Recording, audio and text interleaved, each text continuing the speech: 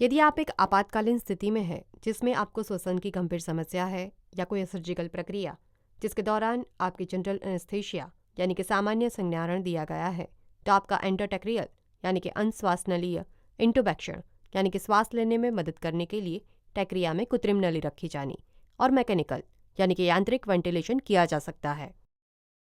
जब आप सांस लेते हैं तो डायाफ्राम यानी कि मध्यपट नाम की मांसपेशियों में उसके आसपास की अन्य मांसपेशियों में संकोचन आता है, जिसमें छाती फूल जाती है और फेफड़ों में हवा जाती है। जब ये मांसपेशियां आराम करती है तो फेफड़ों में से हवा बाहर निकलती है और फेफड़ों के उत्तंग पहले की स्थिति में वापस आ जाते हैं। ये पूरी प्रक्रिया को श्वसन कहा जाता है।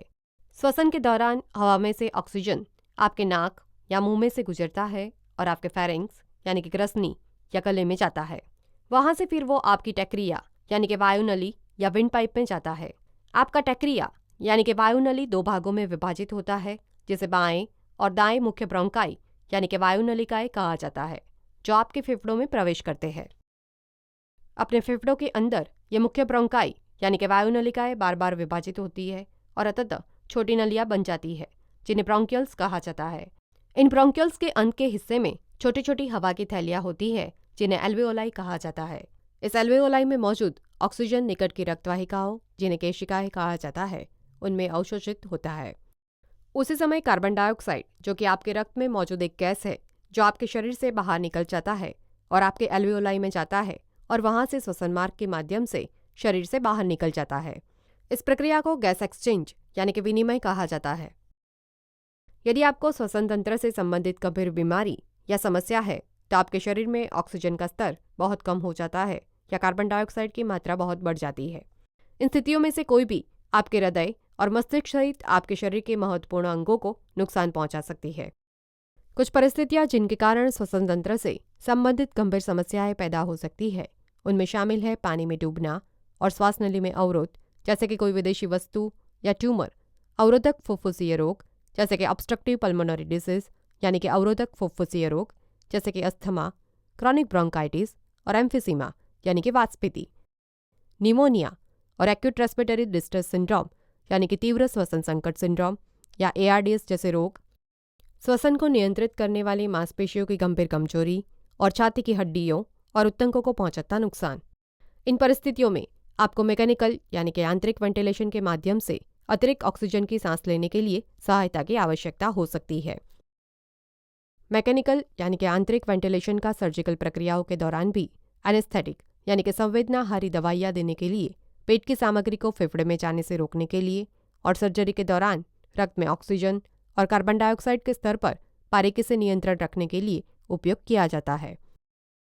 सर्जिकल प्रक्रिया के लिए आपको इंट्यूबेट और वेंटिलेट करने से पहले यानी कि कृत्रिम श्वसन देने से पहले आपकी नस में एक इंट्रावेनस यानी कि अंशिरा लाइन यानी कि आईवी लाइन डाली जाएगी और आपके डॉक्टर आपको सुला देने के लिए आपको इस आईवी नली के द्वारा बेहोशी की दवाई देंगे।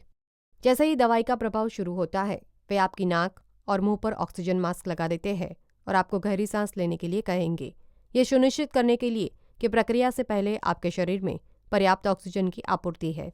मैकेनिकल वेंटिलेशन यानी कि कृत्रिम श्वसन में पहला कदम है एंडोटेक्रियल इंट्यूबेशन। एक बार आप सो जाएं, उसके बाद आपके डॉक्टर इंट्यूबेशन यानी कि कृत्रिम श्वसन नली रखने के लिए की प्रक्रिया, जिसके लिए लैरिंगोस्कोप नाम के उपकरण का उपयोग करेंगे।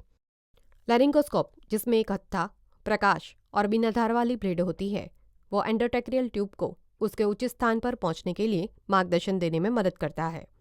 आपके डॉक्टर आपके सिर को थोड़ा सा पीछे की ओर झुकाएंगे और आपके मुंह से लैरिंगोस्कोप को गले में अंदर डालेंगे और ये खास सावधानी रखेंगे कि आपके दांतों को न छुए। ब्लेड का उपयोग करते हुए आपके डॉक्टर एपिग्लोटिक्स नाम के उत्तंग, जो आपके लैरिंग्स यानी कि कंठनली को ढंकते हैं और उसे संरक्षित करते हैं, उन्हें ऊंचा करते हैं। उसके बाद वे एंडोटेक्रियल ट्यूब की नोक को आपके टेक्रिया यानी कि श्वास नली में अंदर दाखिल करेंगे। एक बार कृत्रिम नली आपकी श्वास नली यानी कि सांस लेने वाली ट्यूब में पहुंच जाए तो आपके डॉक्टर उस कृत्रिम ट्यूब में लगे एक छोटे से गुब्बारे को फुलाएंगे ताकि वो कृत्रिम ट्यूब अपने स्थान पर सुरक्षित रहे। उसके बाद आपके डॉक्टर लैरिंगोस्कोप को निकाल लेंगे और कृत्रिम नली को आपके मुंह के कोने पर एक पट्टी लगाकर चिपका देंगे ताकि वो झटके से अपनी जगह से एकदम से बाहर न निकल जाए या वहां से हिले नहीं।